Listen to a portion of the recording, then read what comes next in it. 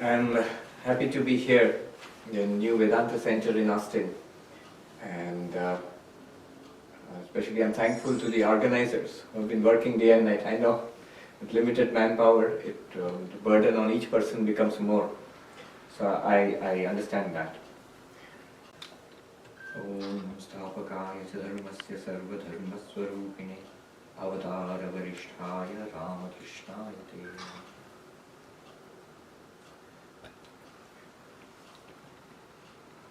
Of all the subjects that I had chosen for lectures in this trip in the United States,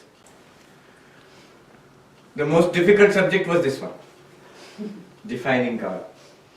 But it's also my favorite.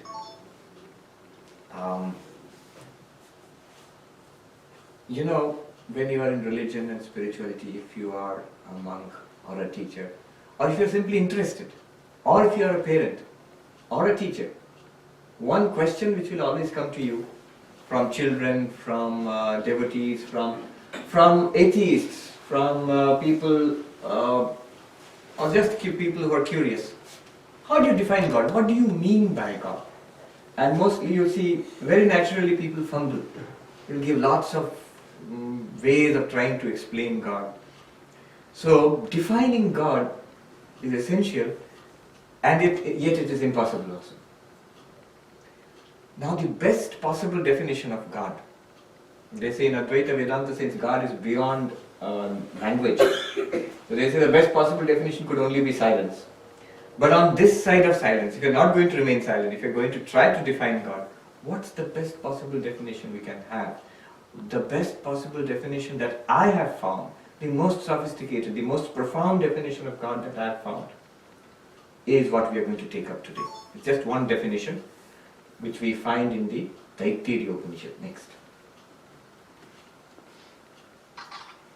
Vedanta, what does Vedanta mean? Vedanta is the philosophy of the Upanishads.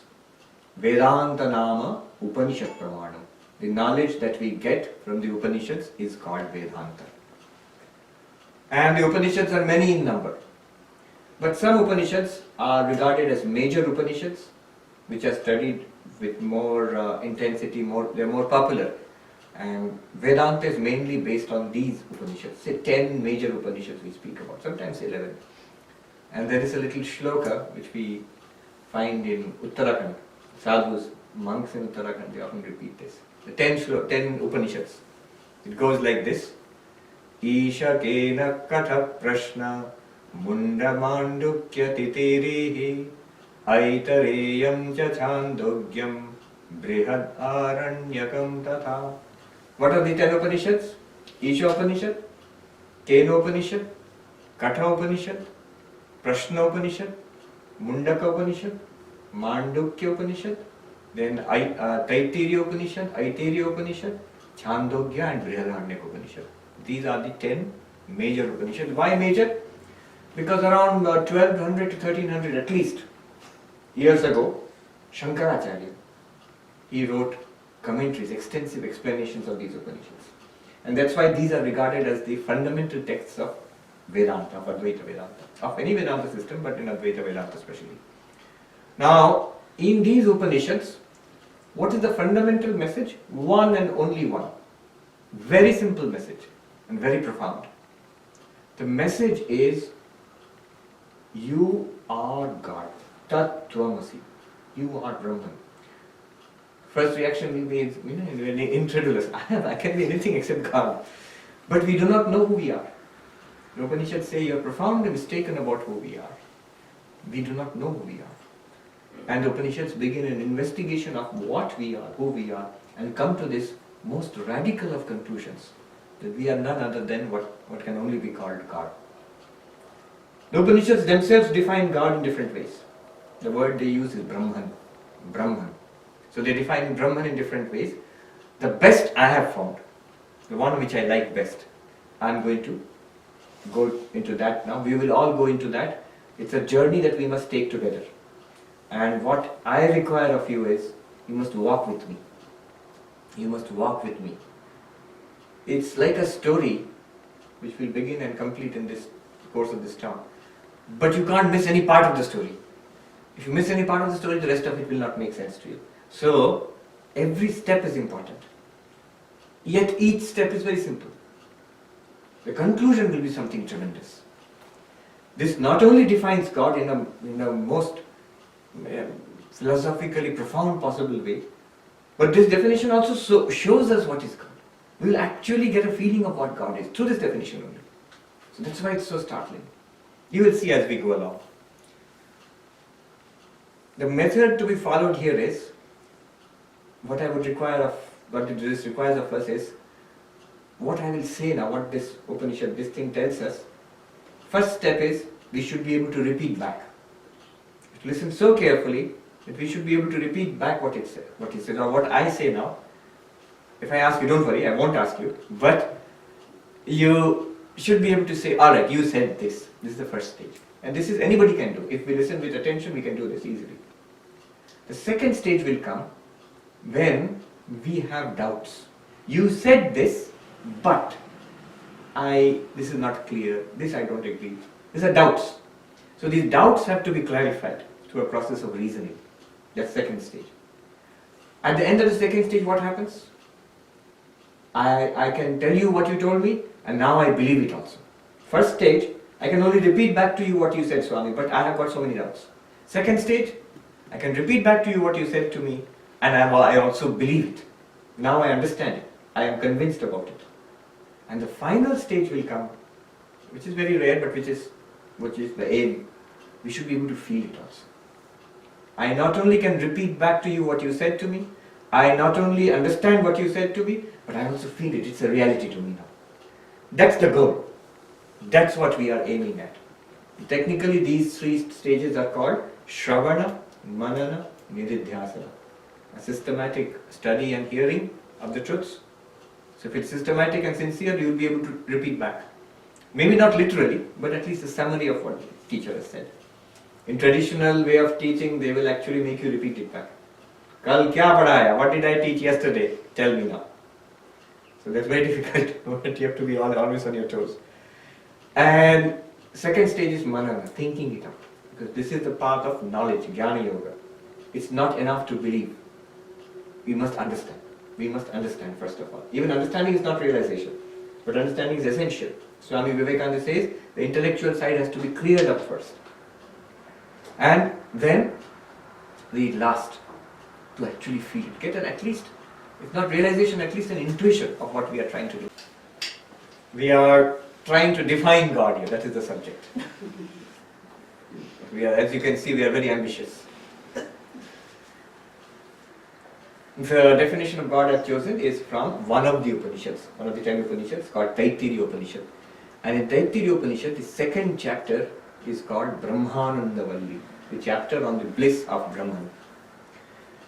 And there, it starts off in this way. I will recite that passage to you, translate for you, then go into the definition. That part is a very profound part of the Upanishad. It says, the first sentence itself covers the whole of Vedanta. It says, Brahma vidapnoti param. The knower of Brahman attains the ultimate. Brahmavid apnoti param. The knower of Brahman attains the ultimate. Now, any intelligent student will have three questions here. The knower of Brahman attains the ultimate. Fine. What is this precious Brahman you are talking about? I am interested. I want to know Brahman. I will get the ultimate. But first of all, knower of Brahman is just a word to me. What is Brahman? That's where the definition will come in. And we will concentrate only on that one today. The second question will be, knower of Brahman. So how do I know this Brahman? That's the second question. Third question will be, knower of Brahman attains the highest, ultimate. What do you mean by ultimate? If you are a teacher and you tell the students, do this job and do this work, I will give you a prize. Any intelligent student will ask you, sir or ma'am, what is the prize? First we want to know what the prize is. What do you mean by the ultimate? And these three questions are answered in the next few sentences of this paragraph. What is Brahman? How to realize Brahman? And what do you mean by attaining the ultimate? That means if I realize Brahman, what do I get? All three are answered. I'll recite the passage to you and translate. So Brahma vidapnoti param. Whole of Vedanta is here. The rest of it is an explanation of this line. Tadeshabhyukta satyam jnanam anantam brahma yo veda nihitam guhayam paramebhyoman soshnute sarvan kaman saha brahmana vipashchiteti. In this connection there is a quotation to be given. Tadeshabhyukta, that's the translation. What is the answer to these questions? First question, what is Brahman?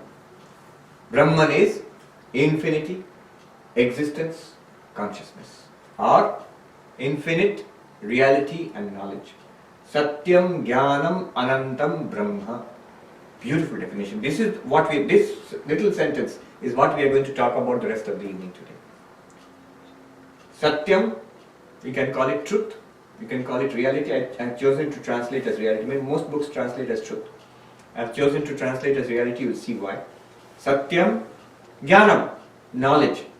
But it's not just knowledge, any conscious experience, feelings, thoughts, ideas, all of that, knowledge. Anantam, infinity, is Brahman. What is Brahman? The Sanskrit word for God. So God is reality, knowledge, infinity. This is the definition. And this is what we shall explore in the rest of the evening today. But the other two questions are also answered here. Second question was, how do I know this Brahman? And the answer is, Yo Veda Nihitam Guhayam Paramebhyoman. How do you know Brahman? In a very brief, profound way the answer is given. This Brahman should be known in the cave of the heart. What do you mean by cave of the heart? The aorta or what? Not that. It means, Shankaracharya explains, Buddhi Guhayam, in my understanding. This Brahman has to be known in my understanding as what? As I am Brahman. Not as this is Brahman or that is Brahman or that is Brahman. Realization of Brahman means I have to realize as myself. I am Brahman. I am not this little body and mind which I call Sarvapriyananda. I am this reality, knowledge, infinity. This is what is meant by realizing Brahman. Answer to the second question. If you say it's not very clear, obviously it's not very clear, it's still very compressed. You have to open it up, and that's open. The rest of the Upanishad does that. It opens up all these things, goes into details. And the last question was? What is the ultimate? What is the ultimate? What prize do I get? So ashnute sarvan kaman saha brahmana vipashchiteti. One who realizes Brahman, that I am Brahman, what does he get, he or she? All desires, all aspirations, whatever one can aspire for, all of it is satisfied at once. It comes to a culmination. The whole of human life, all possibilities come to a culmination. We get ultimate satisfaction, peace and bliss. Whatever one could aspire for, you get it all together. And one should not misunderstand that. So I wanted a BMW and I wanted the special food from India and I wanted this house. So will I get all of that together? That's not what is meant, not the individual objects. What is meant is what we are aspiring for through all these desires. That satisfaction, permanent and absolute, that comes to us immediately when we realize ourselves as reality. Knowledge. Is this the same as knowledge, bliss, absolute? Is it same? Yes, exactly the same. But hold on, I'll come there. You have jumped ahead till the end. I'll come there. But the interesting part is the journey. Now, this is the background. Now we shall start. All we are going to do now is look at this sentence. We are going to look at this sentence and understand the meaning. We are going to open up this sentence. And there is a technique for understanding this, which we shall follow. Because it's a little difficult, that's why I did this, I put it up. Normally, I have never spoken about this in general in public, at least in English. In one place I spoke about it in Bengali. Mostly I teach the monks in Belur, as you read. Those who have come to become monks, the brahmacharis. And this topic is a favorite among them. So first time I gave it, afterwards everybody comes to me in every class, Maharaj, you must do this for us in our class. So there is a technique. I usually use a blackboard and I have to write there a lot. So what I usually write there, all of that I put in the PowerPoint. So we can refer to it again and again. The definition is Satyam Jnanam Anantam Brahma. Brahma means God in Sanskrit, Brahman. Now, what does it mean? Let us go deep into it. Let us understand this. From this point onwards, you must really walk with me. I will stop once in a while, take time out to repeat what has been done, and then we shall go ahead. Next. Okay. Before we go to this, go back. Brahma, the word Brahman, as I said, there's a way of opening this up. Those who are in computers, they know there's something called a zip file. So a lot of things are packed into it, in a small file. But to use it, you must unzip it, open it up. So it's like a zip file. A tremendous amount has been, you will see, over the next half an hour, 1 hour, you'll see what has been packed into it. Tremendous amount will come out of it. But one has to unzip it. So you have to know the proper technique of unzipping it. We'll see that. You have to start with the last word, Brahma. Brahma, in Sanskrit, the root is called the Bringa Dhatu. Bringa Dhatu literally means big. Big. Vast. Big. So Brahman literally means, if you translate literally, it means vast. It's God, that's the way it is used, but literally, if you see the dictionary meaning, the etymological meaning, it means big. If I say to you big, your first reaction will be, Swami, big what? But big what? Big man, big car, big house? If you say big and leave it at that, without qualifying it, just big, it means infinity. Not a big something, just vast, covering anything and everything. Therefore, Brahman, you see the word from there next to it, Anantam, infinite. Do you see the connection? You must see the connection right now. Brahman literally means the vast. From there, the step to Anantam is very easy. Brahman literally means Anantam, infinite. Bringa Dhatu, vastness, bigness. Another way of putting it is infinity. So Brahman, God is infinity. But what is infinity in Vedanta? What do you mean by infinity? There are mathematical infinities which we have read about. But what is infinity in Vedanta? That itself, you'll see that little word Anantam has so much in it. Next. Okay. What does Anantam mean in Sanskrit? Anantam means na antam. Anantam. Like Advaitam. Na Advaitam. Advaitam. Na antam. Anantam. Antam means limit. Anta. In most Indian languages, anta means limit. Anta means limit. Anantam, no limit. No limit is infinity. Simple enough. But what do you mean by limit? Brahman is something that has no limits. But what is limit? What do you mean by limit? And in Vedanta, limits are of 3 types. Desha, Kala, Vastu. Paricheda means cutting. You know the word I've used, paricheda. Paricheda means limiting. Desha, Kala, Vastu, Paricheda. Desha Paricheda, limit in space. Kala Paricheda, limit in time. And Vastu Paricheda, objective limit that I will explain. That's a very peculiar concept. These are limits. First we must understand what these limits are. And then we must understand what it means not to have these limits.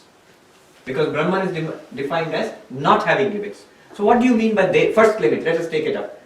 You see how we are proceeding. Brahman, Anantam. Anantam, na antam. Antam means 3 types of antam are there. Desha, Kala, Vastu. What is Desha Paricheda or Desha Antam? What is limitation in space? Very simple. Every object, physical objects we know, they occupy physical space. So, if you are here, you are not at home. You cannot be there because you are limited in space, so you occupy only this space. If you are here in this room also you occupy a particular chair, a particular position. If you are there, you are not here. If I am here, I am not there. Why? Because I am limited in space. I, this body, or this object, all these objects, whatever you see. This entire ashram is limited in space. Just you go to that side, you are outside the ashram. Just you go to this side, you are outside the ashram. Even Texas, though it may be unbelievable for Texans, Texas is also limited. You go to the north, you end up in another state. You go to the south, you end up in Mexico, and so on. Everything is limited. Even USA is limited, though it's much bigger than India. It's still limited in space. The planet is limited. Any object that you define is limited in space. It has a beginning in space and an end in space. It occupies a particular location. If you move it, it will occupy another location, but it has to vacate the earlier location. So, Desha Paricheda, limitation in space means something occupies a particular space, not anything else. Now suppose I say something has no limitation in space. If I say there is something which has no limitation in space, what does it mean? It means that there is no space where it is not. It must be everywhere. It must be ubiquitous. It must be all present or omnipresent. So Desha Paricheda Shunyam, Brahman is Anantam. One of the Anta is Desha Paricheda. Brahman does not have Desha Paricheda.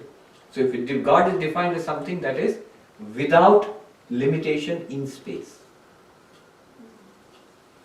present everywhere, it implies God is omnipresent. Simple enough. It's an implication. It follows directly. It follows directly that if you define, remember we are at a level of definition. If the question will come, fine, you can define anything, but is there such a thing which is all pervasive? That will come to later. We'll actually show something that is all pervasive. But right now, the very word Anantam means does not have any limitation in space. Omnipresent. Present everywhere. Number one. Let's go further. What's the second limitation? Kala. Limitation in time. Everything has a beginning and an end in time. Past, present, future. Yes, and not only that, beginnings and end. Everything is cut off in time. We are born and we die. Things are created and they break. Lectures begin and yes, end too. So you need not be afraid. It is limited in time. It is limited in time. It's going to end. What began must end. Sri Krishna tells Arjuna in Bhagavad Gita, Jatasya hi dhruvo mrityu. For that which is born, death is certain. We all know this. But somehow it requires Krishna to drive it home to us. We turn our faces away from it, the truth. What begins must end. You don't want to fight, you are saying you don't want to kill Bhishma and Drona and all. Well, whether you kill them or not, they are going to die anyway. So are you, so am I. Jatasya hi dhruvo mrityu. Limitation in time. So one Swami used to joke, there is a grave in the cemetery, you will see. Born 1910, passed away 2000. So born at this time, there is a little dash, a hyphen will be given, 2000. So the Swami used to say, what is life after all? It's a dash from the womb to the tomb. From the womb to the tomb. We are dashing from the womb to the tomb. That's life. What does this mean? Limitation in time. Kala paricheda. Kala paricheda. It's common sense, but we don't think about it. Everything is anityam. It is a beginning and an end. It's not eternal.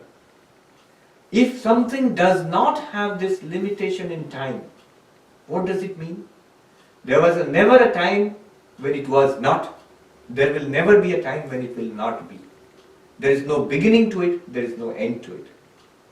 And you are defining Brahman as Anantam, na Anantam. Therefore, Kala Anta, the limitation in time, does not apply to Brahman.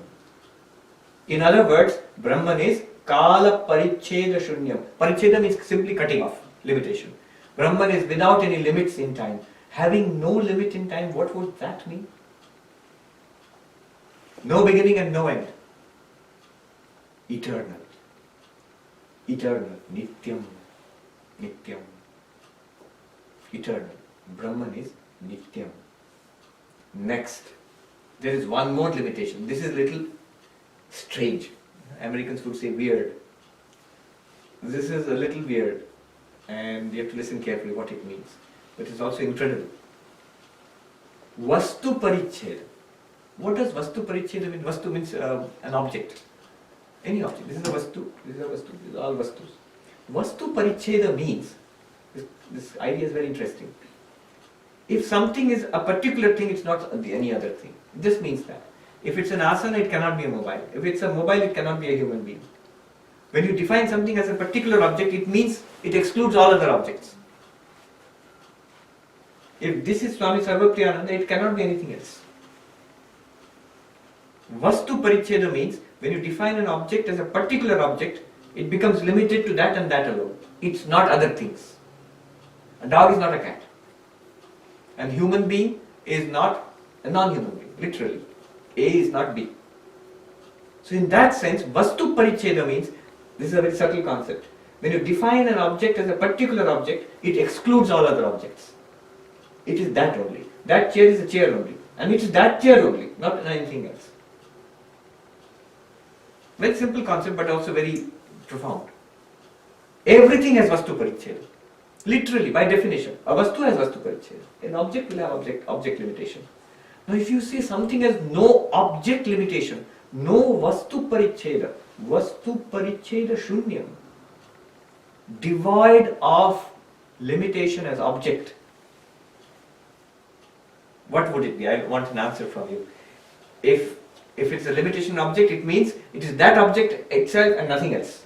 If it has no limitation as an object, then it means there is no object that is apart from it. Exactly. There is no object that is apart from it. It has a limitation as an object. Therefore, every other object is apart from it. So, law of identity in logic, A is A, and therefore A is all not A is excluded from A. But if that does not apply, there is something to which it does not apply, then that thing would not be different from anything in this universe. Or no thing in this universe would be apart from it or different from it. You see, this very idea, it negates difference. Vastu Paricheda Shunyam, lack of Vastu Anta, limitation as Vastu, means there is no object in the universe which is different from Brahman. There is nothing in the universe which is apart from Brahman. Apart from Brahman, there is no second object. Second means Dvaitam. Apart from Brahman, there is no Dvaitam. Na Dvaitam, Advaitam. Brahman is Advaitam, non-dual. Literally see the word non-dual. Non-dual means there is no second thing apart from Brahman. Non-dual. Let me give a small example how this is possible. Just a tiny example. You're sitting on these metal chairs, maybe a dozen chairs. If I ask you how many are there, chairs, dozen. They are all different from each other. That's why you can count them discretely. 1, 2, 3, 4, 5, 6, 7, 8. Now if I say they are all made of metal or stainless steel. From the point of view of stainless steel, how many things are there? One. None of the chairs exist apart from the stainless steel which makes up those chairs. Apart from the stainless steel, there is no second thing. From the point of view of those chairs, stainless steel is Advaitam. From the point of view of the chair, there are 12 chairs. From the point of view of the stainless steel, which is the substance out of the chairs are made, the reality out of which the chairs are constituted, there is no second thing, there is no chair apart from that steel. If you try to remove the steel from the chair will disappear. It's the steel itself molded into a particular form which we call a chair. In the same way, the claim is there is something in this universe which is the reality of everything, apart from which nothing else exists. So that is the meaning of Vastu Paricheda Shunyam.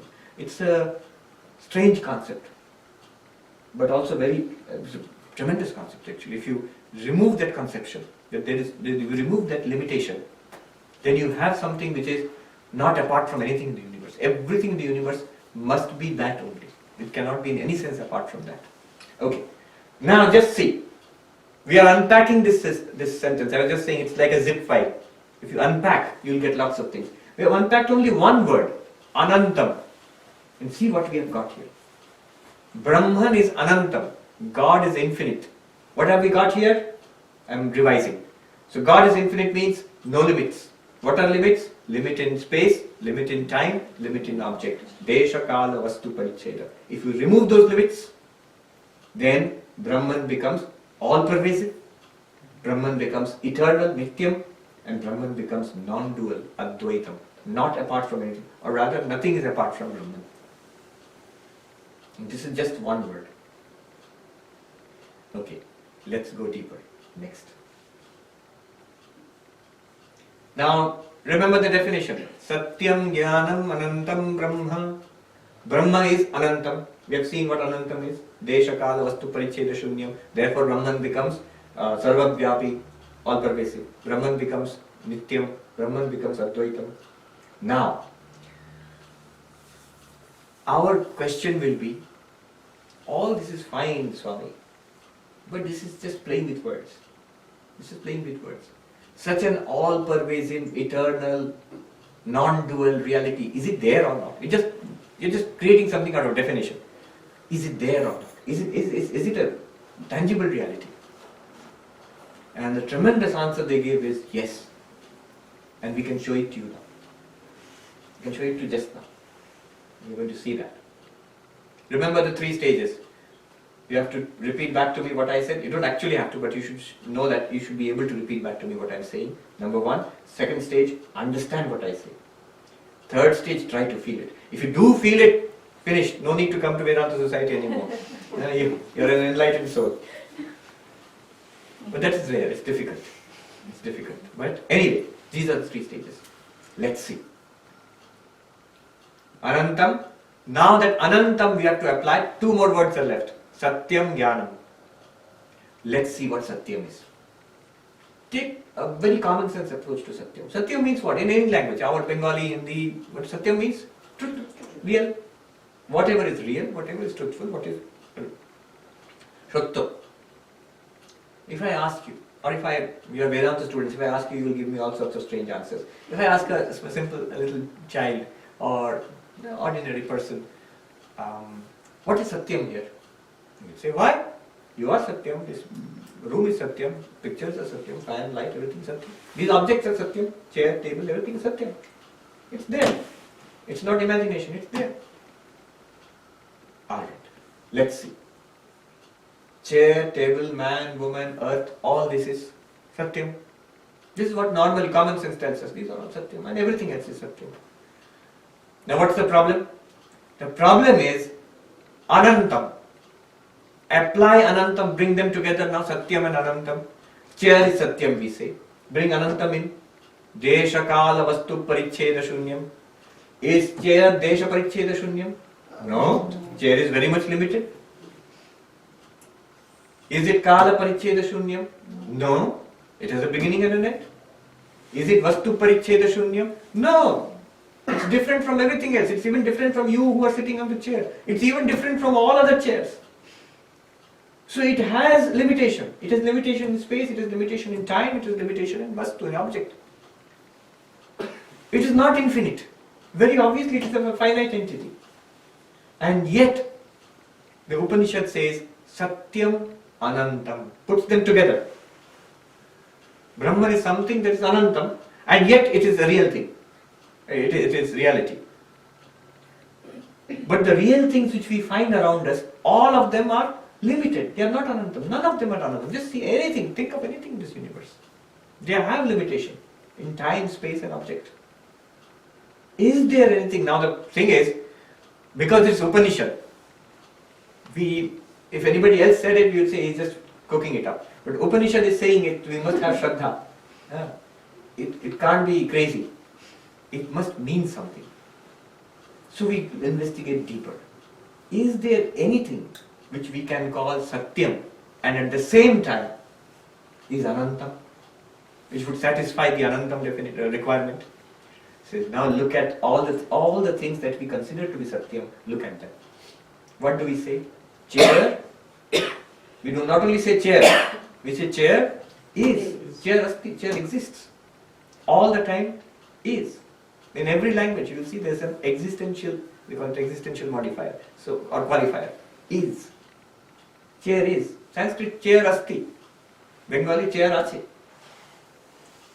Table is. Man is. Woman is. House is. Earth is. Anything you can think of. Even abstract things. Numbers is. Fictional character is. Asti. In some sense it exists. Whether in reality or in the mind, I mean physically or in the mind or in conception, whatever, is. Now, here I will make a little diversion, little technical thing. In Sanskrit, in Vedanta or in any Sanskrit philosophy, they use something called an implication, implied meaning. When the direct meaning does not work, you go for an implied meaning.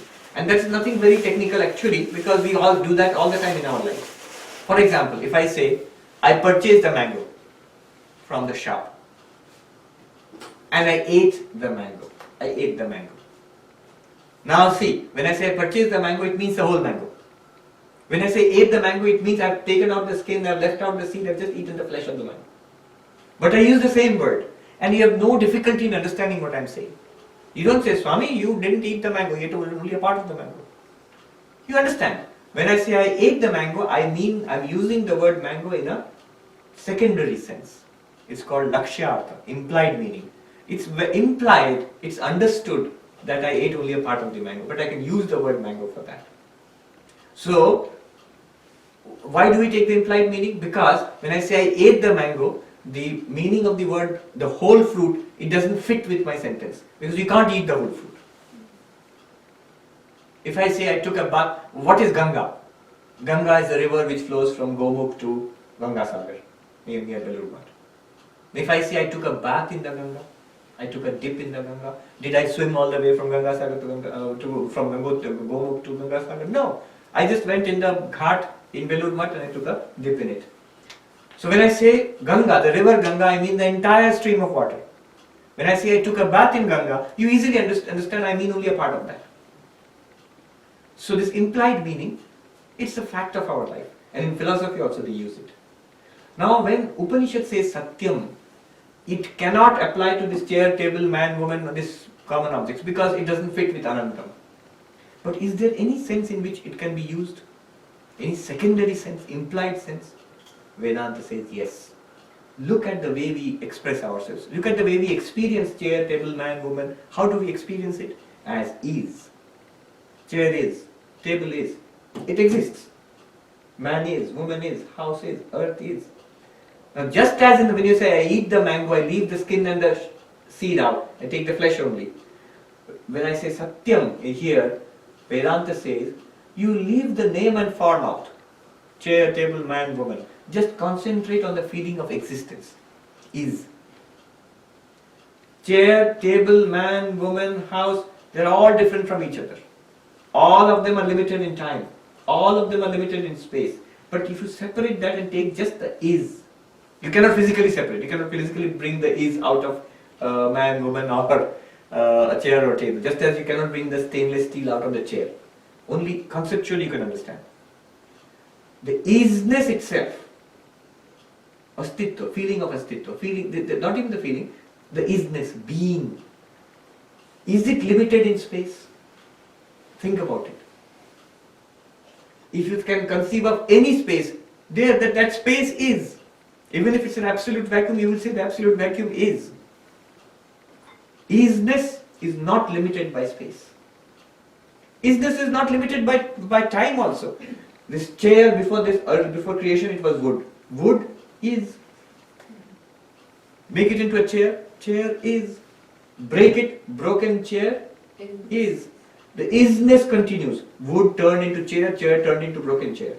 The isness continues. It is not limited in time. Kala paricheda is not there. It's not limited in time. That isness, the very being of the universe and ourselves, that continues. And finally, most incredibly, vastu paricheda. See, chair is not table, table is not man, man is not woman, woman is not house, house is not earth. But the isness is common to all of them. Isness has no vastu paricheda. Think about it, it's very subtle. What is vastu paricheda? If it has no vastu paricheda, there is no second object apart from it. Now it follows tautologically, it follows literally, mathematically, literally it follows. There can be nothing apart from isness. Because if there is something apart from isness, it becomes is not. If there is something apart from isness, apart from existence, if it's there, it is a non-existence. Literally. It cannot exist without existence. So existence is something that has no vastu parichaya. It may seem to be an abstract quantity, but Vedanta, what it does is, it reverses our way of thinking. See, we think the common way of thinking is there is water in waves. Isn't it more logical to think that the wave appears as a water? Waves are there in the Ganga or in the ocean. So we think there is water in those waves. Now isn't it more logical to think the water is appearing as the waves? Instead of thinking the chair has existence, table has existence, man has existence, woman has existence, Advaita says, think of existence appearing as chair, name and form. Existence appearing as man, woman, planet. Existence itself manifests with name and form. Immediate question would be, what is existence in itself? You can never think about it. If you, yeah. So when wood becomes a chair and then chair becomes a broken chair, in that existence is there, but it is getting an object name. Wood becoming a chair. So an object form and a name. But that contradicts, right? That it becomes an object. It does not become. That's a very interesting thing about it. Water, when it becomes a wave, if you actually ask the water, why did you become a wave? Water will say, I'm water. I've never become a wave. And this example, if you go a little further, the example they use in Advaita is the rope appearing as a snake. It appears to as a snake. If you ask the rope, why did you become a snake? The rope will say, I never become a snake. I am a rope. It's your mistake. You are seeing me as a snake. Advaita Vedanta says, because of a certain power called Maya, this pure existence appears to us as a world of name and form. What we can never deny is the existence. We can deny the name and form. See, in everybody's experience, when we go into deep sleep, this waking world disappears for us. Even the dreams stop. There's a period every night we go into deep sleep. I don't experience anything, blankness. Yet I am. After all, whose is that deep sleep? If that deep sleep was nothing, absolutely nothing, then what would our experience be? I was awake, I was dreaming, now I am awake again. But our experience is not that. Our experience is I was awake, I was dreaming, and there was a period of nothingness, blankness. What experienced that blankness? What was there which caused it my period of deep sleep? Existence continues. It only gets the name and form, they come and go. A beautiful example is given by Shankaracharya in Dakshinamurti Stotra. He says, Vishwam darpana drishyamana nagari tulyam nijantargatam. This universe is like a city reflected in a mirror. When you come to Austin at night, when you're on the freeway, after some time, as you come closer, you'll see the downtown being reflected, the shining mass of lights in the mirror. In the mirror itself, you will see buildings and people and cars, everything. Now forget you say the world is there outside, that's why it's being reflected. Don't stretch the example there. Shankaracharya says, Nijantargatam. During his time, they did not have computer screen, otherwise he would have given this example. There's nothing outside which is being reflected, it's generated from within. Similarly, in a mirror, what you see, the buildings, people, it's nothing, it's glass itself. There is no building in the mirror, there is no people in the mirror, there are no cars in the mirror, there are no lights in the mirror. It's just glass, in which all these names and forms are appearing for a time and disappearing. And when they are appearing, at that time also it is glass. Another example let me give you. Ramananda Saraswati gave this example to us, very beautiful. How am I doing for time? Okay, it's infinite. No. Infinite, no. But the lecture. Okay, Raman Saraswati gave us this example. The lecture is up to 8, right? Or 8. Oh, so we have got time. It's not even 1 hour. We are doing good. He gave this example. A little boy has not seen a movie. Now you might say, oh, we already disbelieve it. There are no such little boys. But supposing there's such a little boy in some remote village in India, and his father wants to show him a cinema, and he takes him to the city. On the way, he explains to the little boy that what is a cinema? There will be a screen, and light will be thrown upon it, and the pictures will come, there will be sound and everything. That's a movie. So the screen is there, there's just pictures on a screen. Now, the interesting thing is when they enter the movie hall, the movie has already started. And that's our problem. When we enter into life, the movie has already started. The movie starts. movie is already started, and the little boy goes and sits and he gets engrossed in the movie as we get engrossed. And he watches the movie for a while. After some time, suddenly remembers what his father had told him. And he whispers to his father, where is the screen you were telling me about? After some time, the question arises. So we go through life. After some time only we come to Vedanta Center. The movie has started, we go through the movie for some time. Then questions come, we come to the Vedanta Center after that. So he asks his father, where is this screen you told me about? I don't see it. His father says, there itself. So maybe they are watching Mahabharata or something like that. So there's a screen. So, oh, Arjuna is the screen. No, not Arjuna. Behind him. Behind him, Krishna. No, behind Krishna. The chariot is the screen. You know the Gita scene, the chariot and Krishna and Arjuna. No, behind the chariot.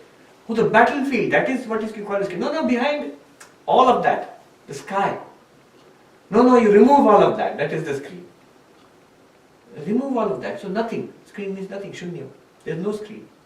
No, not Shunyam. All of that together is the screen. Oh, the screen means battlefield, sky, Arjuna, Krishna.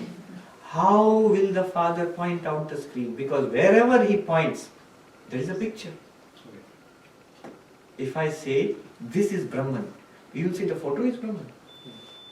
If I say, you are Brahman, even Upanishad says, Tattvamasi, we immediately take it as, oh, I, Sarvapriyananda Brahman, I always knew it, thank God Upanishad.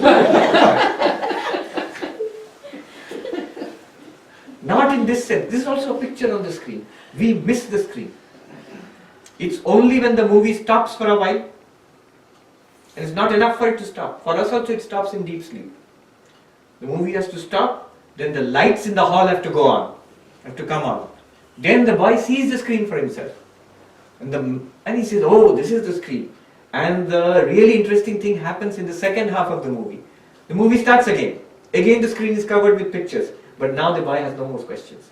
He's seen the pictures only, but he knows it is the screen. The Brahmagyani, after realization of this pure existence, sees the entire movie of the world coming on that screen of pure existence, isness. He knows it. He feels it intuitively. Although he sees the same world which you and I see. Bhuteshanji Maharaj was the president of Ramakrishna Math Mission. I remember we were standing there, somebody asked him, the Brahmagyani, we see that he is talking, he is moving, he recognizes Sri Ramakrishna, he recognizes Narayan, he recognizes Latu, he recognizes people, he recognizes Kali Mundi and Krishna Mundi. So he sees all this difference, and he sees, and he's acting, he's eating, he's walking. So what is his knowledge of Brahman then? How is that possible? Then when we asked that, Bhuteshanji's reply was enigmatic. He said, Sheto Tumra Dekcho. That's what you see. We're seeing it from outside. We're seeing the picture. He sees the picture too, but he understands the isness behind it all. This isness in Sanskrit is called Sat. The word used for Satyam, the technical word for pure isness. Satyam means chair is Satyam. Sat means that take the isness of the chair. Implied meaning. Just like when I say I eat the mango, that particular portion, isness. This Sat is not limited in time, it's not limited in space, is not limited by object. No object in the universe is apart from it. The Sat is non-dual, Advaitam. Therefore it satisfies all conditions of Anantam. Therefore Brahman is the Sat, the existence that we feel all the time. We feel this existence all the time throughout our lives. Whether you come to Vedanta or not, whether you believe in God or not, our entire life is founded on the feeling of existence. Ami Achi. The word is I am. Even the word and I come afterwards. Isness comes first. Descartes, the famous French philosopher, he started off by doubting whatever can be doubted. And finally came to he was going to find out the foundations of knowledge, what cannot be doubted. And he comes to this idea that I think, therefore I am. I can deny everything. The objects of thinking I can deny. They might be a hallucination. But the fact that I'm experiencing some thoughts, that I cannot deny. It might be a true thought or it might be false. But I'm experiencing it. I think, therefore I am. That was his famous statement. Cogito ergo sum. Cogito ergo sum. Vedantin would reverse it. I am, therefore I think. Isness, therefore. One more word remains. Next. One Yeah. expression I have come across. Mm. What is. What does it imply? When the writer is saying in some kind of thoughts like this, he said, what is. I don't have to see the context, but it might mean, from an Advaitic point of view, it might mean what is means is pointing to the isness, the pure existence. The particular name and form may come and go, may change, but it points to pure existence. That might be, I don't know, I have to see the context. But you reminded me, in the Old Testament, the Jewish Bible, the Torah, the definition of God, and if I tell you now, you will understand. God says, what is God? God himself says there, I am that I am. Very enigmatic. It's very recursive. Yes. That's why Vedantins would like Godel, Esker, Bach, that book, self-referencing, recursive. I am that I am. Nothing more can be said about that. But it's a kind of isness, astitva, sat. Next. One more word remains, jnanam. Yes. You give that illustration, chair, table, you consider them as individual objects, they are limited as object. But if you apply the first condition, Brahman fills everywhere, all pervading. So if you apply that condition, he is also pervading in the chair, table, everywhere. Exactly, that's what I'm saying. Now this Brahman pervading everything, what we're trying to get to here is, what is this pervading? If I ask, where is it? Here they are actually pointing you to something that is all pervading. You see, if I say Brahman, if somebody asks you, where is Brahman? It is all pervading. How do you know? Do you see? No. What they are telling you is, consider everything that you see. There is something all pervading, that is existence. That is Brahman, because it satisfies those conditions. Ananta. So they are pointing something out to you. In fact, after this, you cannot not experience Brahman. How do I experience Brahman? How do I experience God? After this, you cannot not experience God. Every experience is based first. Swami Vivekananda, now you can understand. Swami Vivekananda says that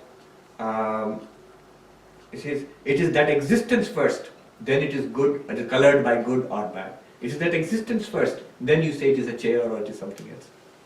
You first know that as existence, and then you say it is a chair or a table. In his Jnana Yoga lectures, in one place he says, this is the background. Now one more exercise has to be gone through, the last part of it, Jnanam. Remember the definition? Satyam, Jnanam, Anantam, Brahma. We have understood what is Anantam, we have understood what is Satyam, now Jnanam. Jnanam, what does Jnanam mean? Any kind of conscious experience we have. Just now what you are having is Jnanam. You see something Jnanam, you hear something Jnanam, you touch or smell something Jnanam, you think of something Jnanam, you feel something Jnanam, you understand something Jnanam, and don't understand something, that's also Jnanam. That's Jnanam in the sense I don't understand.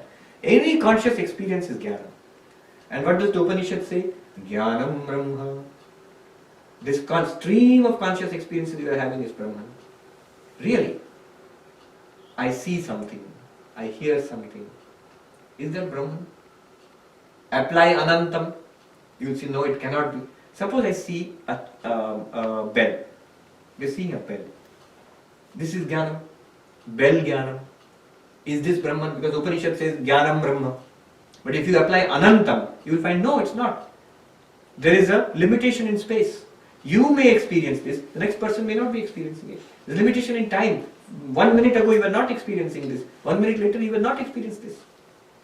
There is a limitation in Vastu. Bell Jnanam is different from Dhupa Jnanam is different from Man Jnanam. Each Jnanam is different from the other. So they are different as Vastu. So Vastu Paricheda is there, Desha Paricheda is there, Kala Paricheda is there. In all our experiences, conscious experiences, Desha, Kala, Vastu Paricheda are there. Continuously, they are separate from each other. They come and go, these experiences. How can they be Ananta? Apply the same process. Upanishad says it is Anantam. Then how can they be? Apply the implied meaning, the process of implied meaning. What part of our Jnanam is Anantam? You will see Jnanam has two parts. Every experience has two parts. You see, ultimately every experience is experience in the mind. Every experience is experience in the mind. What you see is impulses coming through your eyes into the brain. In somehow, we still don't understand how, it becomes a conscious experience in the mind. So I see a bell. Basically, according to Vedanta, what is happening is the mind, a bell rupa vritti. Vritti means modification. The mind undergoes a modification in the form of a bell. Not that a real bell is there, but an image of a bell is created in the mind with the help of eyes, brain, whatnot. That vritti is illumined by awareness, consciousness. And we get the feeling, I see a bell. I'm talking to you. The sound is going to your ears and creating a vritti in the mind. Shabda vritti. And that is illumined by consciousness. And you say, I hear sound. I'm listening to a speech. So, jnanam is vritti plus chaitanyam. Chaitanya means consciousness. Any jnanam, there will be a vritti, this chaitanyam. So, chair consciousness would mean chair vritti in the mind plus chaitanyam. Body consciousness would mean body vritti in the mind plus chaitanyam. Our thoughts, 2 plus 2 is 4. Just think about it now. What happened? The mind went into a vritti called 2 plus 2 is equal to 4. And that was illumined by consciousness. It's like the light in this room. Whatever happens in this room is being illumined by it. What is happening here are like the vrittis in the mind. The light is like consciousness. Now you can easily apply that technique. What is common to all of them? Chaitanya, consciousness. What is different? Chair vritti is different from table vritti is different from body vritti. Each thought is different from the other because the vrittis are different. But the consciousness behind each thought, behind each experience is the same consciousness. Chaitanyam is common to all knowledge. As far as knowledge goes, Chaitanyam has no desha paricheda, no kala paricheda, no vastu paricheda. Vastu means any kind of knowledge has to be illumined by consciousness. Consciousness is one and unbroken. By consciousness here I mean pure consciousness. Here I can take it up in question and answer if anybody asks, because as far as neuroscience is concerned, psychology is concerned today, they do not talk about pure consciousness. Consciousness always is, in philosophy, what is called intentional consciousness, or here they will call it vritti chaitanyam. But as the word in Sanskrit itself shows, there are two parts, chaitanyam and vritti. This is something that as yet modern science or neuroscience will not accept, pure consciousness. Why will it not accept? Because, you see, the subtle problem is, consciousness by itself cannot be experienced. Just like pure existence by itself cannot be experienced. Pure existence with some form is experienced. Just we saw a little bit earlier. Consciousness with some vritti is experienced. Some thought or feeling must be there in the mind. Then only consciousness illumines it and you get a conscious experience. It's like light by itself cannot be experienced. It's only light reflected from an object which comes into our eyes, we see as an object. Or light directly shining into our eyes, we reflect it into our eyes, we see as light. Imagine a beam of light in the darkness, no object in front of it. You will not be able to see the beam of light also. If there is some pollution, if there is some rainfall or fog, then you see beams of light from the vehicle. You need something to reflect that beam of light. If the reflecting medium is not there, light will still be there, but you will not be able to see the beam. Similarly, for consciousness, you need something to be aware of. Then you get a conscious experience, jnanam. You need a vritti, then only Chaitanyam is there. In deep sleep, what happens is, Chaitanyam is there, according to Vedanta. That's very counterintuitive. We think deep sleep means unconscious state. But according to Vedanta, deep sleep means only consciousness. No object of consciousness is there. It's like a room which is completely empty. Light is still shining, but there's nothing, it's not showing anything. So all our experiences are limitations of mind. Limitations of mind imposed upon consciousness. Mind undergoes various limitations. And that is limiting consciousness and we get an experience. So light reflected on different things is what we get experience of sight. That means a vritti in the mind plus consciousness. If it's a darshana vritti, we say I see. If it's a shravana vritti, I hear. Or it might even be thinking, I think, I am sad, I am happy. The sadness vritti, sukha vritti, dukkha vritti are coming in the mind. I am conscious of it and I say, I am sad, I am happy. Even the I feeling is a thought in the mind which is illumined by consciousness. And I say, I. Therefore you can understand why Shankaracharya says, Mano buddhyahankara chittani naham. Do you remember Chidananda Rupa Shivoham Shivo? There, how does it start off? Mano buddhyahankara chittani naham. I am not the mind. That means I am not the vrittis. Buddhi, I am not the intellect also. See, we are using the intellect for all this, but we are not the intellect. And he says, Aham, Mano buddhi ahankara. Even the I thought I am not. Look at the paradoxical language. I am not the I thought. The I is a thought coming up in the mind which I, the consciousness, illumine. Now, I'll just conclude. This Chaitanyam which runs through all our knowledge, pure consciousness, does not have Desha Paricheda, Kala Paricheda, Vastu Paricheda, as far as knowledge goes, experience goes. Therefore, Chaitanyam is Brahman. Another name for that is Chit. Next. What have we got now? Brahman, Satyam Jnanam Anantam Brahma. Satyam is Sat, pure existence. Chaitanyam is Chit, pure consciousness. Anantam is infinity. Brahman is existence, pure consciousness, infinite existence, consciousness. So now you can understand Swami Vivekananda's beautiful definition. You said Satchidananda? Swami Vivekananda says, it is, Brahman is existence absolute, knowledge absolute, bliss absolute. Not that Brahman exists, it is existence itself. Now you can easily understand what Swamiji meant. Not that it knows, it is knowledge itself. Not that Brahman is happy, it is happiness itself. Now you say, what about happiness? We have not come to that. That's the third lecture. We'll reserve it for the after tomorrow.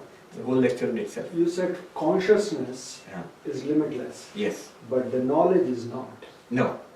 But you are saying the knowledge is from What he means knowledge here is pure. Absolute knowledge is consciousness. Pure consciousness. Yes. Okay. Not that Brahman knows, it's Not not with knowledge, vritti. it is consciousness. Just Not the pure about consciousness. Pure consciousness, yes. Yes.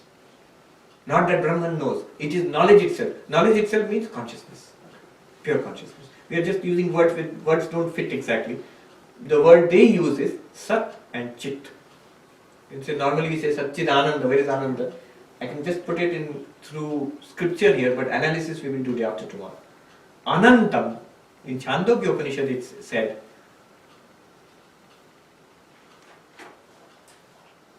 Bhumaiva Sukham, Yadalpam Tat Asukham. It says that which is limited is suffering, and that which is unlimited is joy. Nalpe Sukham Asti, those are the words. Nalpe Sukham Asti, Bhumaiva Sukham. Na Alpe Sukham Asti. There is no permanent satisfaction in the limited.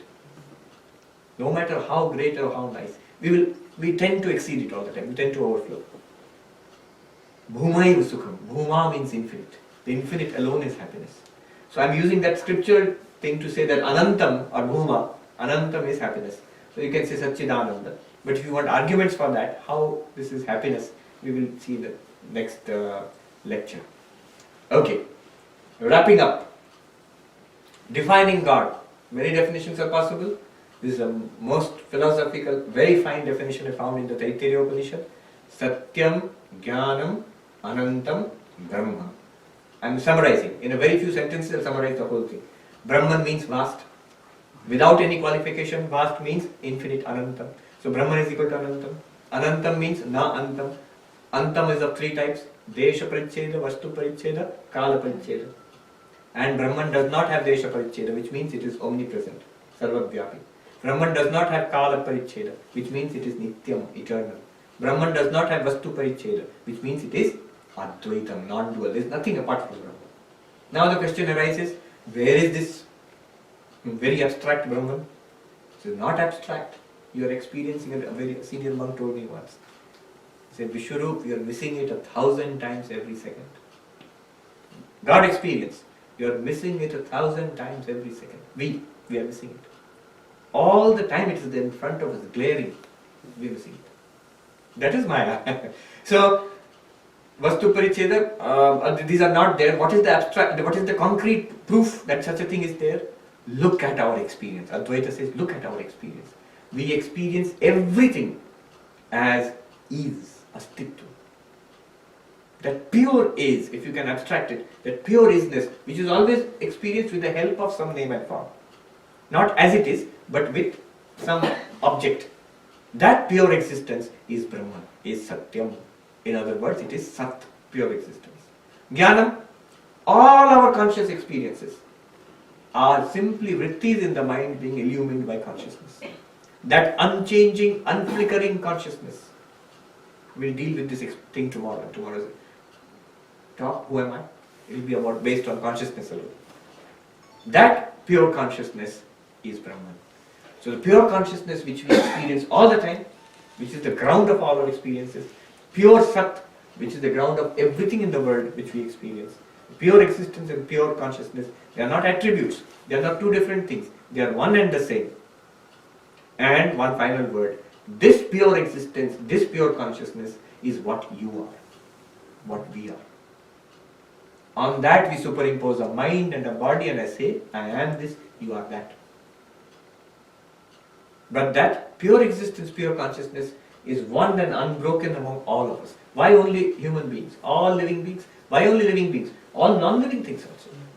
You say, why these things may have existence, but do they have consciousness? Yes, they do. They only don't have a mind to express their consciousness. Remember, conscious experience means vritti plus consciousness. Only consciousness, no vritti, there won't be any experience.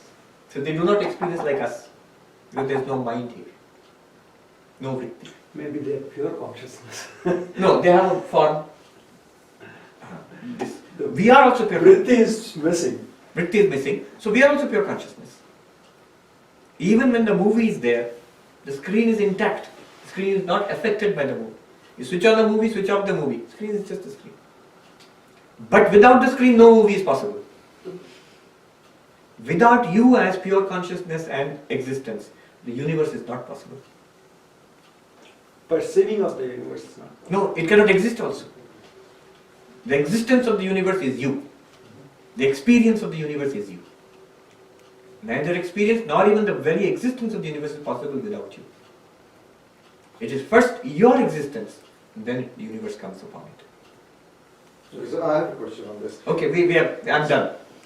Brahman, definition, existence, consciousness, infinity is Brahman. Satyam, Jnanam, Anantam. This is the definition. Okay, first this question, we'll go there.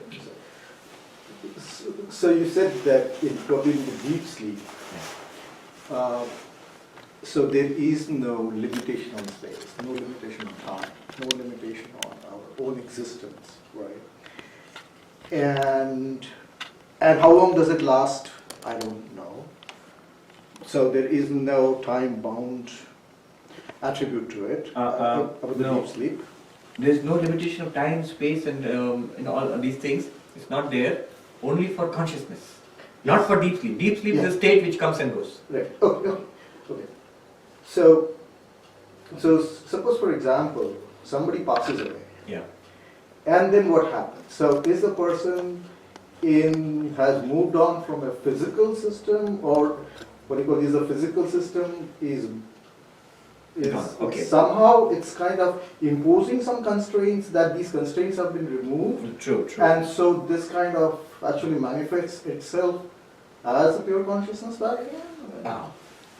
Or is it something that we construct as an adult? Adult, I mean to say, because when you have a child, a little child who is born, doesn't really know about a lot of realities, right? Yeah. So these boundary conditions Yeah. of a dead person and being a born person. So is this included in the Vedanta? Alright. The basic answer to this would be, Vedanta talks about right now as we are. Vedanta will help us to go to this ultimate reality step by step. So first thing it tells us is, we have a physical body. It's called the Sthula Sharira, gross body. It's made of matter, physical. And we have a subtle body, Sukshma Sharira. This is something modern science would not acknowledge right now. Right now, what is Sukshma Sharira according to Vedanta?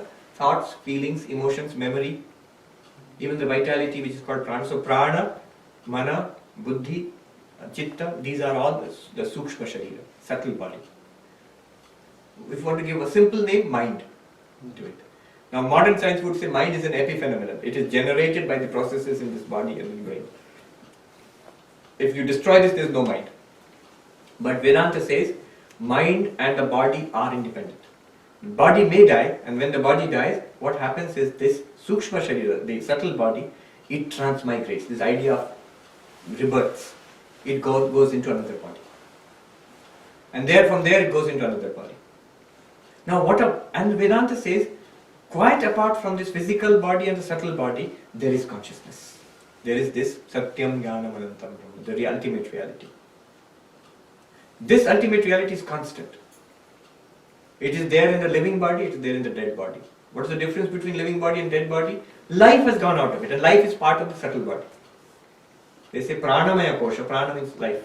That's part of the subtle body, Sukshma Sharira, which goes from one body to another. When we say he has left the body, we say he has left the body. Here they reverse it. In Christianity they say the opposite. He has given up the ghost. But basically, it literally means that something has gone out of this body. Science does not say that. Science says that it's just some processes were taking place, they have stopped. But they say in religion, every religion in the world will say that there is something that has left the body. It's not gross matter like this. It goes to another body. But what Vedanta says is beyond that. It is beyond the Sthula Sharira, beyond the Sukshma Sharira, there is existence, consciousness, bliss. So that consciousness, that is always there. That functions through the subtle body and the gross body. When a body dies, then the subtle body goes to another physical body. There it inhabits a baby's body, for example. It will take time to manifest itself because baby's physiological structure is will not support a mature mind. As the baby grows, the mind also starts functioning. And memories and all that will be there, but usually not recalled. But they will be there as tendencies. So, the consciousness is constant always. That is Brahman, that's what they are pointing us towards. That's what we really are. We are not this physical body, we are not even the subtle body. I'll give you an example. Imagine there are many buckets full of water. And the sun is shining down. So what do you have? Buckets, water, and in each bucket, in the water, there will be a little sunshine reflected. Now the bucket is like this body. We have different bodies, so these are like buckets. The water is like the Sukshma Sharira, the subtle body inside. And the reflected tiny sun is like the consciousness which we are feeling right now. It's a limited consciousness. What Vedanta is saying that there is a real sun which is shining through. Now don't extend that argument much further because the sun and the bucket and water are different entities. Here, Satyam Jnanam Anantam Brahma is the only reality which manifests through all these forms. So when a bucket is broken, the gardener will come and pour the water out into a new bucket. So the body is broken. The mind continues in a new body. And the little sun shining there will say that I am now this, if it recalls at all. Buckets are different from each other. The water also may be different. Some place the water may be shining and clear, somewhere it might be muddy, somewhere it might be milk, somewhere it might be wine. Different colors may be there. So the subtle bodies are different. If people ask this question, if we are all one consciousness, pure consciousness, why is somebody good, why is somebody bad? Good and bad depends on the subtle body, Sukshma Sharira. Healthy and sick depends on the Sthula Sharira. So when this subtle body moves from one gross body To another. another gross body, Yes. the subtle body maintains a quality. Yes, maintains What its quality property. does it maintain, of the past body Yes. or the current body? Not only past body or current body, it maintains its own qualities, which it imposes upon the new body. It will carry impressions, they are called samskaras. It will carry the impressions of past lives to the new body. They see even the memories are there, which we cannot recover as yet. But even memories are in some cases, Jatish Paradis says that they recall memories of the past life. But even if that's not so, it's not difficult to understand why it should not be so, because We don't even remember things from our babyhood. Things which happened when we were 1 or 2 years old. Most of us, we don't remember anything. So let alone things which happened in other bodies. So why doesn't it try to maintain its intrinsic quality? Whatever was stored there, why did it have to decay? Decay? No, it does not decay. The physical body decays. Even the fine body, if he comes out of the impressions of the past life, then No, the impressions of the past life are contained in the subtle body. We come with those impressions, just like your mind has memories of the past years, tendencies. See, we all have tendencies. As we have lived our life, so many tendencies have come into us. And where are these tendencies? Not in the physical body, in the subtle body. And when we go into another body, it will be carried over to the next body.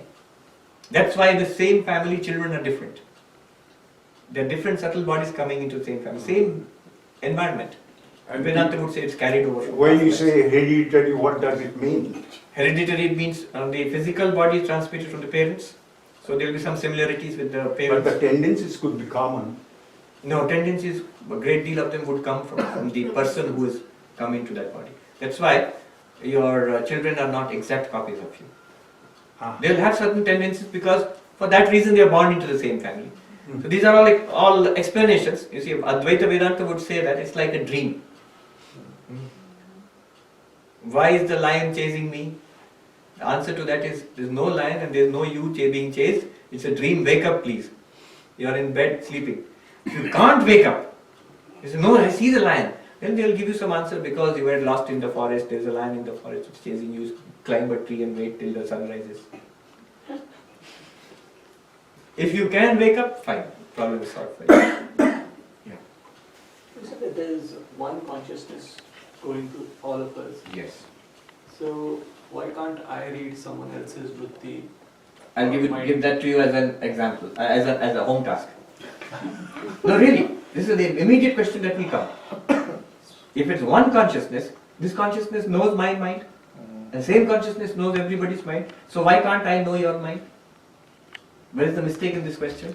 And it's a serious question because I remember this Malaysian Airlines aircraft was shot down flying over Russia, Ukraine, from Netherlands was flying to Malaysia. Now one boy wrote to me from Malaysia, from Netherlands. He says, I watched one of your talks on YouTube and you say we are one consciousness.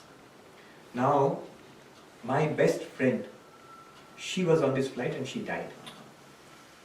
Can I know her last thoughts? That's so tragic. He seriously meant it. The answer in Vedanta is unfortunately no. You cannot. You see why? Who knows the thoughts of my mind? The sun reflected in the bucket as the little sun which is illumining the waters. That thinks. Knowing something in the mind is a thought also.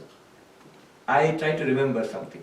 I remember my name. My name is Swami Sarvapriyananda. Where is this taking place? Is it in consciousness or in the mind? In the mind. In the mind.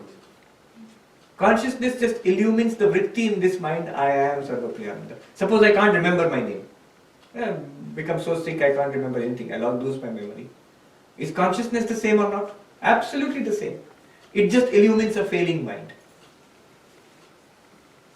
So, in the same way, that consciousness will illumine the minds everywhere and knowledge takes place in those minds. So, I know the contents of my mind. This is knowledge in my mind which is illumined by consciousness. Because knowledge process is going on in your mind and illumined by the same consciousness which we are. See, why this question arises, it shows how difficult it is to dissociate ourselves from the mind. We say, I am consciousness apart from the mind. Then we ask this question, how can I know, why do I not know the contents of other people's minds? It's just like saying, why don't I feel what is going on in their bodies? I have a follow-up question. Yeah. Do you see what I'm saying? Why does one bucket not know what's going on in the water of the other bucket? That is going on in that bucket. Whatever is, the knowledge is something consciousness plus vritti. The vrittis are limited to each mind. They are not common to all minds. Consciousness is common to all minds. Isn't that mind then connected to the consciousness? Why does it not flow that way? Other way around. No. The consciousness just flows into that bucket. It is like, for example, You have a Mahabharata movie going on here. Look at it from existence point of view. You have a Mahabharata movie going on in the street, on the screen. The screen is everything in the movie. Krishna, Arjuna, Kurukshetra, chariot, everything is nothing other than the screen itself. But then Arjuna cannot say, why don't I know if I am the screen and Duryodhana is also the screen, why don't I know the strategies in Duryodhana's mind? You can't say, because these Arjuna, Duryodhana, Krishna all are in the level of the movie. The reality behind all of that is the screen. There are two different levels of reality altogether. Don't conflate them. In a dream, for example, I'll give you an even better example. In a dream, you are there in a dream. Your friends, your co-workers, everybody, your family, everybody is there in the dream. Now when you wake up, you say, oh, all of that was in my mind. Now when I was in the dream, why did I not know other people's thoughts? Because after all, they're all in my mind. I was dreaming about them. If I dream about all of you, and if it's all in my mind, I should know all your thoughts in the dream. But I don't. In the dream, you're just like separate persons. There's one mind imagining the dreams. Or in a story, an author writes the story. Now in the story, if one character tells another character, we are all imaginations in the author's mind. Actually, we are nothing other than the author. Then one character might say, why don't I know your thoughts if we are all one thing called the author? Right? But in the story, they cannot. The story is like that. Okay, this is a question. First we'll take this question. Yeah. So one thing you said, right, to my friend Vinod, is that you exist as a result of which the world exists, right? Exactly. You mean Satchidananda, not Sarvapriyananda. But you see, but when that person, I mean, say for example, I exist, so the world exists. But when I die, so is it my subtle body on the basis of which the world still exists? No. Tripartite. Sthula Sharira, Sukshma Sharira, and this. Satyam Jnanam Anantam Brahma, the Atman. Brahman. So, this is the reality. Not the physical body or the subtle body.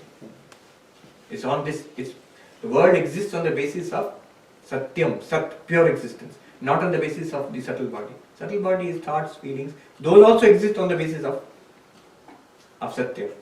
The reality is very simple. Existence, consciousness. That shines forth as subtle bodies and gross bodies. And the non-living world also, everything. But to complete the question, can I not know the thoughts of other people? Yes, we can. Not in this way. But yogis say that the minds are also connected, so one can know the thoughts of other people's minds. That is possible. I have myself experienced it a number of occasions. Senior Swamis, directly, I mean, unbelievably. As if it's an open book for them. So actually, could you give an example of that?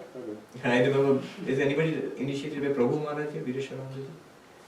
Yeah, actually my parents were. Okay. So I used to go. You've seen him? Yeah. Yeah. He was a tiny Several person. times. So, yeah. When he died, he was 26 kilos. Yeah. Very small And person. very small person, tiny. And yet he was a spiritual giant. Now, people used to say that he can read people's minds very easily. I heard this from one of his sevaks, from the Swamis who served, he was president of Ramakrishna Math and Mission Belur. Now, this sevak, I heard it from him. He wanted to test President Maharaj, Prabhu Maharaj. Can he actually read people's minds? So, in Belur Math, President Maharaj sits for pranams. He sits there and the devotees and sadhus, they all come and do pranams to him and walk by. So he's sitting for pranams, and the sevak one person has to be an attendant, has to stay at the back, just stand in case anything is needed. So his duty was there, he was standing at the back. Test. He said in Bengali, Joto Rajyat Aje Baje Chinta, all sorts of nonsense, all unswami-like thoughts. I was thinking, deliberately, one after another, standing behind him. And Prabhu Maharaj Vireshwarananda, it seems, the sevak told me. He suddenly looked up this and he said, Thak, anek parikha hoyeche. That's enough. That's enough of examination. That's enough. That's enough of testing me. Thak, anek parikha hoyeche. I remember in so many ways. Yeah. Not discounting any of this, but in my, I come here or I read or I listen to my Swami's talk. What is the is it necessary to understand all that if my desire or my goal or aim is just to experience Thakur and his presence? No, it's not. Remember, there are different paths to God realization. This is only a particular path. This is called Jnana Yoga, Advaita Vedanta, path of knowledge. You see, Hari Maharaj, Swami Turiyananda ji, there. He's sitting there, Yes, just near the door. yes. He was a great Vedantin. I read very recently. He's telling another young monk, when Swami Vivekananda says I, he identifies himself with the universal with Satyam Jnanam Anantam Brahma. That's why he can say things like, I am that ocean whose waves are Krishna's and Christ's. I am the ocean whose waves are Krishna's and Christ's. Did he mean Narendranath Datta, Swami Vivekananda? No! He means the existence, the ocean of existence, consciousness, bliss. The whole universe manifests from that. I am that ocean whose waves are Krishna's and Christ's. Then Hari Maharaj says, first he says in Bengali, he says that Swamiji বলতে পারতেন আমাদের আসে না ওটা, তাই আমরা বলি তুমি. Swami Vivekananda could say that it doesn't come easily to us. That's why we say thou, we don't say I. We say thou Lord. This Satyam Jnanam Anantam Brahma. Remember, definition is Satyam Jnanam Anantam Brahma. That only is extended as I am that. But first Brahma means God. So literally God is that. So Vivekananda could do that. Say, I am that. He can erase his own limited individuality, know himself as the ocean which is the background, the screen which is the background of the movie. Otherwise, the other attitude is what Hari Maharaj says. It doesn't come naturally to us. We say thou Lord. To Satyam Jnanam Anantam Brahma. We cannot merge ourselves in that. We say Bhagavan. Best attitude is Hanuman. Yeah. When he was asked, Lord Rama asked him, what do you think of me? We'll conclude with this. He said yes.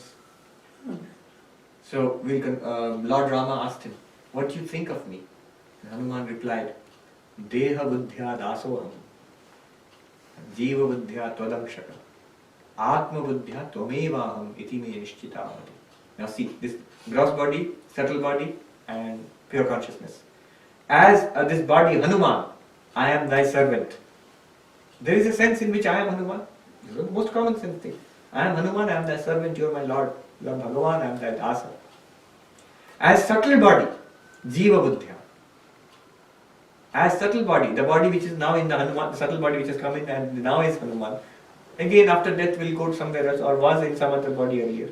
As that, I am thy part. You are the whole, I am thy part. You are like the sun, I am a ray of yours. You are like the fire, I am like a spark.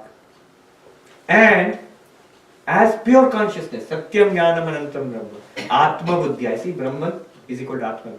Atma Buddhya, as pure consciousness, as pure existence.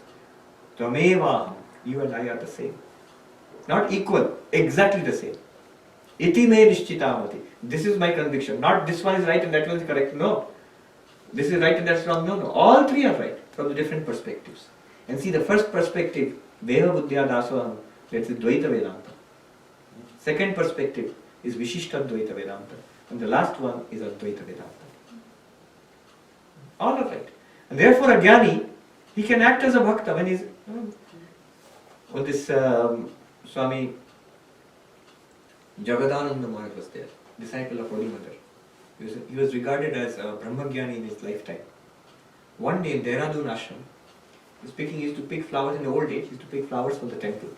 Now one young brahmachari did not understand this. You are a great Vedantin and Satyam Jnanam Anantam Brahma. Apni ekhona phul tulchen Thakur Ghoreর জন্য. You are picking flowers for the worship. It's a ritualistic worship. He thought it's a much lower grade worship and this is something very high and abstract. Phul tulchen, you're picking flowers. Then the old Swami, he says, I heard it from a person who has heard it from the person who saw it. He gave a very sweet smile and he said, তাহলে তুমি বলো আমি কি করব? Tell me then what should I do? You see, as a body, what will you do? I realize my identity with the divine. Okay, fine, again this body appears. Now what will I do? With this body, what do I do? I am the servant of the divine. One of the great monks in Uttarakhand, he told me, and first time I met him, and it pronounced him, he was sitting in the corner of a room wearing a coping.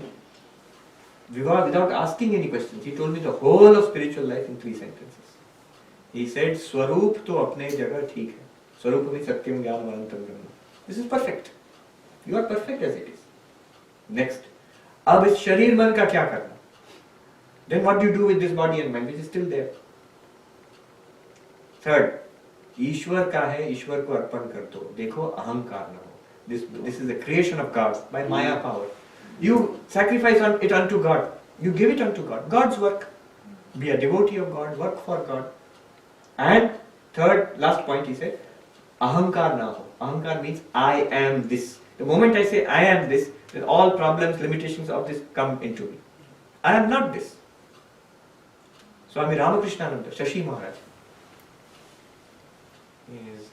is there, near Shivanandaji. Shashi Maharaj, he was in Madras. Sister Deva Mata had come from this country. Shashi Maharaj was telling her the story of his life, how he struggled. Terrible struggle in the first few years in Madras, how to set up the mutt there. Lot of poverty, lot of physical strain. And alone he used to struggle. So they are models. We are all doing this work for setting up the Vedanta society. I know it's a struggle, but they have done it. Sister Devamata had tears in her eyes. She said, I feel so bad that a saintly soul like you had to suffer so much. You suffered so much. So you suffered so much and I feel why should you suffer so much? And Shashi Maharaj, Ramakrishnaji, indignantly said, what do you say? My true life is eternal. Let God do as He will with this little life. He's playing with so many lives. So this life I give to the Lord. Let Him accomplish with it what He will. I'll keep on doing the work. Okay, I conclude now. Om Shanti Shanti Shanti Hari Om Tat Sat Shri Ramakrishna Arpanamastu.